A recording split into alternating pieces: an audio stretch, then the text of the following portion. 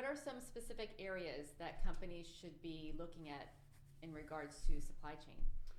That's a great question. So first, I think supply chain and supplier quality, and we talked about this before, have to have a strong presence at the executive table, not just in real time right now, but in terms of strategy moving forward as well. They can't be an afterthought.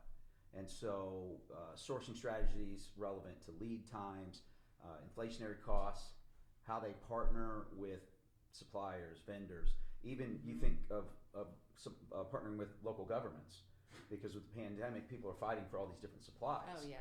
And so there has to be the ability to have good, great communication and build relationships in more areas than typical. So that's really going to be key, I think.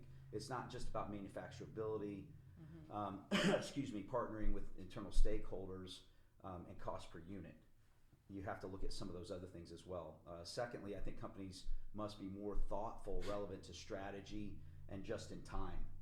And so when you look at certain components that can be just in time and then others, so I've mentioned that particular conversation around supply chain with Shockwave and Outset. If their patients don't get the filters in time, that can be life altering, Yes. right? And so that's huge. So you have to think long term and make sure you have safety stock for critical components and secondary suppliers.